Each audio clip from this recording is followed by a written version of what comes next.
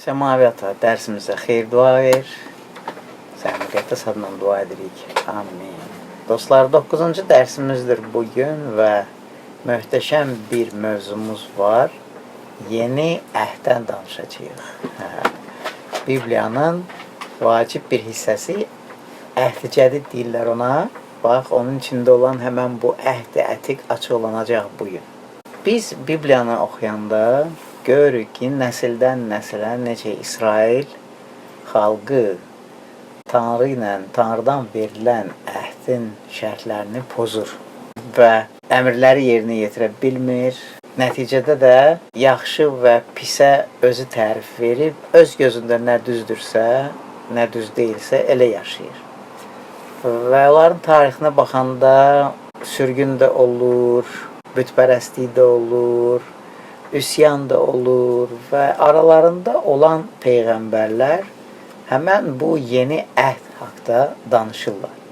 Və deyirlər ki, bir gün gələcək ki, Tanrı bütün öz vədlərini yerinə yetirəcək ki, onun xalqı ilə münasibətlərini bərpa etsin və həm onlara xeyir dua versin, həm də onların vasitəsilə başqa xalqlara xeyir dua versin. Dəfələrlə demişik ki, Tanrı əhd bağlayanda həmişə hamını düşünür. Çox maraqlıdır ki, əhdlər vasitəsilə göstərir ki, necə o bütün xalqlara xeyir dua vermək istəyir. Yazın 3 peyğəmbər haqda deyəcək, 3 Tanrının kişisi ki, bu yeni əhd haqda işarə veriblər və əlbəttə ki, biri Musadır, sonra Yeremiya peyğəmbər və Yezekil peyğəmbər. Biz dərslərimizdən birində baxırdıq Tanrının Musa vasitəsilə verilən əhdə və Musanın əhdinə həmçinin də köhnə əhd deyirlər və əslində qalsa elə Bibliyanın birinci hissəsi o əhd-i ətiq ki var ha. Elə əhd-i köhnə, yəni ki əski əhddən söhbət gedir. Olduğu yəni Musanın qanunu əsaslanan əhddir o. Yeni əhd gələndə həmən Musanın əhdinə köhnə, əski əhd dedilər. Və Bibliyada 2 hissəyə bölündü. Əhd-i ətiq oldu və əhd cədid. Yəni köhnə əhd, yeni əhd oldu. 2-ci Korintilərə 3:14, İbranilərə 8:13 baxarsınız, zəhmət olmasa evdə oxuyarsınız köhnə əhd. Və biz başa düşürük ki, köhnə əhd əvəz olundu yeni əhdlə Məsihdə və bu hər birimiz üçün lazım idi, həyat dəyişdi. Biz dərslərdə baxanda Qanunun təkrarı kitabında baxırdıq, 29-cu fəsil, 30-cu fəsil, 31-ci fəsil yadınızdadır.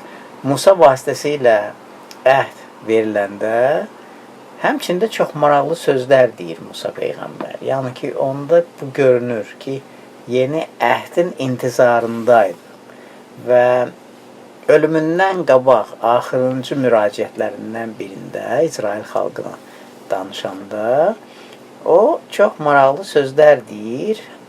Qanunun təkrarı 29-cu fəsil 4-cü bənddə deyilir ki, Tanrı sizə anlamaq üçün ürək verəcək. Azərbaycan tərcüməsində ağıl yazıblar, amma ağıl da ürəyin bir hissəsidir. Əslində qalsa o ürəkdən söhbət gedir. Çünki Musa dəfələrlə deyib ki, ürəyiniz sünnət olmalıdır və Musa peyğəmbərlik edir ki, bəli, İsrail öz götürdüyü məhsuliyyəti, boynuna götürdüyü məhsuliyyəti, bu əhdi yerinə yetirə bilməyəcək. Qanunun təkrarı 29, 22-dən 28-ə kimi. Ancaq həmçində deyir ki, bərpa vaxtı gələcək və biz ətraflı baxdıq 6-cı dərsimizdə Qanunun təkrarı 30-cu fəsil, 1-ci bənddən 5-ci bəndə kimi və orada İsa Məsih deyir ki, Tanrınız Rəbb sizin ürəyinizi və övladlarınızın ürəklərini sünnət edəcək ki, Tanrınız Rəbbi bütün qəlbinizlə, bütün varlığınızla sevəsiniz və yaşayasınız. Yəni, yenə də deyirəm, biz bu dərsi kursda danışmışıq ki, necə Tanrı ilə onu axtarır. Tanrı sıx münasibət axtarır, məhəbbət axtarır, yaxınlıq axtarır. Yəni ki, biz onun yaratdığı məxluq da, qoyub Tanrını çıxıb getmişik. Amma Tanrı bizi qoymayıb. Ona görə də bax bu Bibliya əhdlər kitabıdır. Bax yadınızda qalsın. Bir-birinin ardınca gəlir. Məqsəd odur ki, insan yenidən qayıtsın öz Tanrısına. Amin. Və Musa bu haqda demişdi. Sonra da Yeremiya Peyğəmbər bu haqda demişdi. Yeremiya yazın bunu 31-ci fəsil oxuyarsınız. 31-ci bənddən burada Rəbb bəyan edir. İsrail xalqı və Yahuda xalqı ilə yeni əhd bağlayacağım günlər yaxınlaşır. Görürsünüz, Yeremiyada Peyğəmbər ki, günlər gələcək ki, yeni əhd çıxacaq ortalığa.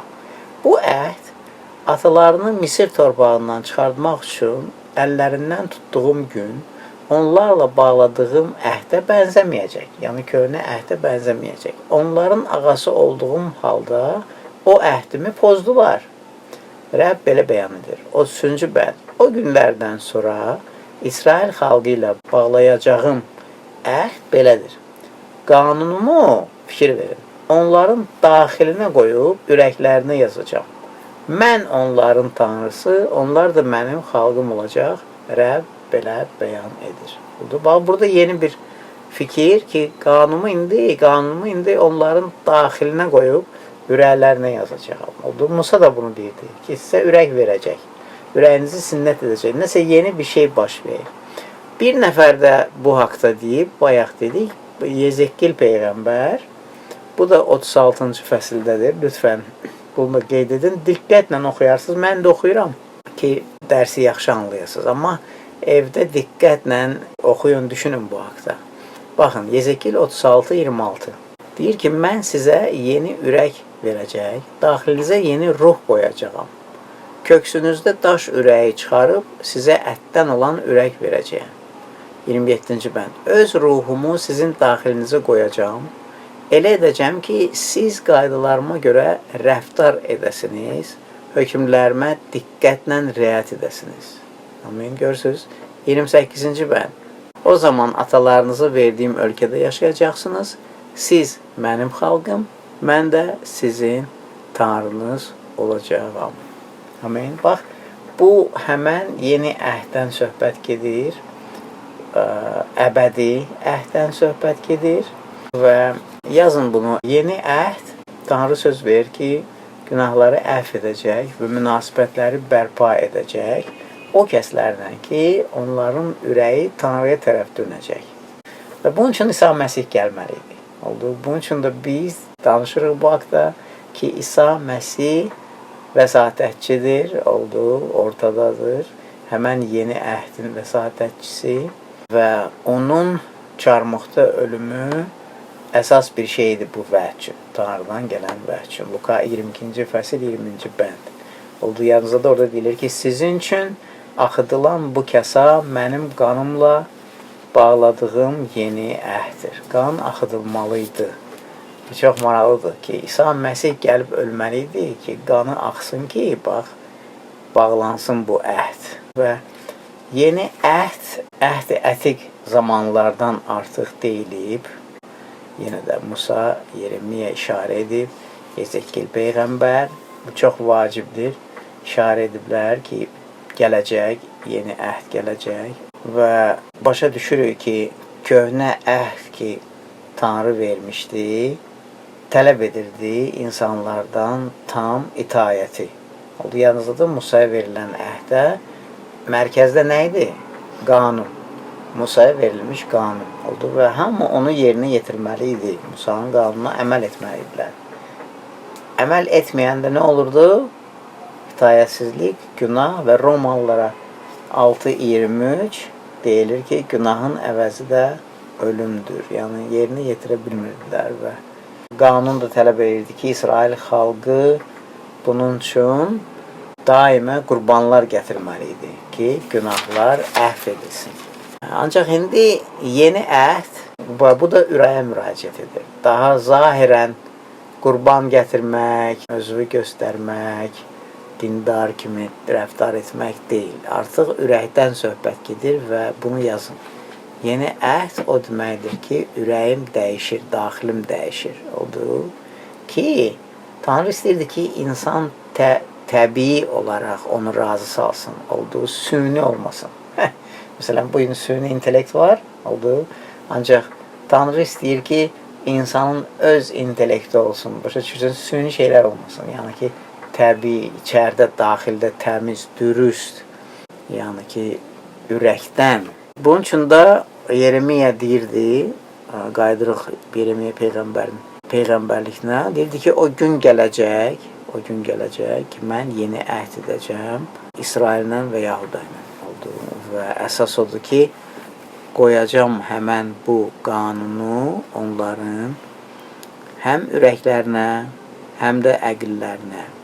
Və bu çox gözəldir. Yəni, Tanrı götürür indi hər şeyi öz boynuna və istəyi odur ki, bunu ona görə edir ki, bizim Tanrımız olsun, biz də onun xalqı olaq. Nə gözəl. Və bu da maraqlıdır ki, hər şey bir istiqamətdə işləyir. O istiqamətdədir ki, bunu yazın. İnsanın qurtuluşu ortalıqdadır. Necə ki, Yaradılış kitabından 3-cü fəsildən günah baş verəndən sonra Tanrı deyir ki, mən satın alacam səni, qurtuluş gələcək. Bax, hələ də bütün Bibliya boyu insan tarixi davam edir. Tanrı satın almanı göstərir, düşünür, göstərir, planlaşdırır və nəhayət İsa Məsihdə tam qurtuluş baş verir, satın alma baş verir. Onun üçün də İsa Məsih gəlməli idi. Deməli, İsa Məsih gələndə o Musanın qanunu yerinə yetirir. Köhnə əhdi o yerinə yetirir. Mətta 5:17. İsa Məsih deyir ki, mən onu ləğv etmək üçün yox, yerinə yetirmək üçün gəldim. Nəyi onu? Həmən o Musanın qanunu. Yəni ki, o əhdi yerinə yetirən tərəf elə Rəbb özü oldu ki, Tanrı və insanlar arasında indi yeni əhd olsun. Baxın, bu da çox maraqlıdır. Köhnə əhd, yəni Musa vasitəsilə verilən əhdin mərkəzi nə idi? Qanun, düzdür? Bax, o qanunu Tanrı daşın üstündə yazmışdı, daş lövhələrində, daş piltələrində oldu. Ancaq indi Rəbb deyir ki, yeni əhdi sizin ürəklərinizə yazacam. Amin. Ürəklərinizə yazacam. Və burada yadımıza düşür Qalatlar 3-cü fəsil 24. Deyir ki, qanun bizə Məsihə qədər yol göstərən mürəbbimiz oldu ki, imanla salih sayılaq oldu. Yəni, rədd etmirik köhnə əhdi. Amma o, yol göstərən mürəbbi idi. Və 25-ci bənddə deyir ki, indi iman gələndə biz artıq mürəbbinin əli altında deyilik. Kimin altındayıq? Lütfün altındayıq, İsa Məsihin altındayıq. Başa düşürsünüz? Yəni, indi ki, mən yeni əhdə daxil olmuşam, Rəbdir başım, mən Məsihdəyəm və bunu da qeyd edin ki, bu əhdə daxil olmaq yalnız imanla, İsa Məsihə imanla mümkündür, oldu və çünki İsa Məsih öz həyatını verib, qanını axıdıb ki, bütün dünyanın günahı əff edilsin. Oldu, Yəhya 1:23. Yeni əhd İsa Məsihi təqdim edir və baxın, İbrahimin toxumu kimi olduğu o kəs ki, Tanrıya tam etibar edir, ölənə kimi çarmıxa gedir, Gevseman bağında, yəni çox çətin idi. İsa Məsih dua edirdi ki, əgər mümkünsə bu badə məndən yan keçsin, amma qoy sənin iradın olsun. Yəni heyrətamiz etibar, itayət, çarmıxa kimi və məqsəd oydu ki, bütün xalqlar xeyir-dua alacaq. İsa Məsih Musadan da böyük, yəni ki, xalqları, həm İsraili, həm bizləri bu xov altından çıxartdı, qulçuluq, günahın qulçuluq altından, qorxudan. Ən itayətli olan bir Yahudi ki, tam şəkildə Tanrının qanunu yerinə yetirdi İsa Məsih. Və həmçinin də keçən səfər Davuda verilən əhdən danışırdıq. Davudun oğlu kimi olduğu onun nəslindən gələn şahzadə oğul ki, padşahlığa təyin edilib, əbədi padşahlığa və biz gördük necə gəldi, çarmıxa çəkildi, öldü, dirildi və hara getdi? Səmalara qalxdı və Biblia deyir ki, atanın sağ əlində oturub padşah kimi. Və sonra da Yezekil Peyğəmbər bu haqda danışıb və Bunu da qeyd edin, bunlar da çox vacibdir. Bayaq oxuduq. Deməli, bir neçə şeyi qeyd edir Ezekiel ki, yeni əhdə nə daxildir? Yazın, yeni ürək, bu bir. Bir ki, mən sizə yeni ürək verəcəm. Sonra daxilinizə yeni ruh qoyacam. Yəni, müqəddəs ruhu qoyacaq. Və köksünüzdən daş ürəyi çıxardıb sizə ətdən ürək verəcəm. Sonra da müqəddəs olacaqsınız. Yəni ki, mənim vədlərimə görə rəftar edəcəksiniz. Hökmlərimə diqqətlə riayət et. Bu da müqəddəslikdən danışılır. Bu qeyri-tamizdir. 29-cu bənddə deyilir ki, mən sizi bütün murdarlıqlardan təmizləyəcəm. Yəni, başa düşürük ki, Musanın qanunu bu şeyləri yerinə yetirə bilmirdi. Romalılara 3:20 deyilir ki, qanuna əməl etməklə heç bir insan Tanrının önündə salih sayıla bilmirdi. Ancaq indi yeni əhddir. Hər kəs ki, İsa Məsihə iman edər, bu ona salihlik sayılar. Yazın bunu, yeni əhd ilk İsrail xalqına verilmişdi və orada vədlər vardı ki, xeyir-dua olacaq, çoxalacaqlar, sülhdə yaşayacaqlar, öz vəd olunmuş torpaqlarında. Ezekiel də bunu təkrar edir və indi də biz görürük ki, İsa Məsih gəldi və çarmıxda ölümündən sonra dirildi və nə oldu? Tanrı öz lütfuna görə bu xoş xəbəri indi qeyri-Yahudalılara çatdırır. Oldu, Yahuda olmayanlara, yəni hər kəsə, bütün xalqlara ki, onlar da bu xeyir-duaya qoşula bilərlər. Həvvarilər işləri 10-cu fəsil, Efeslərə 2 oxuyarsınız diqqətlə. Və biz həmən bu yeni əhdin həyata keçməsini iki hissədə görürük. Birincisi, indiki zamanda hər kəs üçün qapı açıqdır. İsa Məsihə iman etməyə və Tanrının ailəsinə qoşulmağa olduğu və bu davam edəcək. 1000 illik padşahlığa kimi, 1000 illik padşahlıqdan da sonra səmalara. Ona görə deyilir ki, əbədi əhddir. Və hər kəs ki iman edir, Romalılara 6-cı fəsil 14 və 15. Orada deyilir ki, biz daha qanun altında deyilik, amma lütfün altındayıq.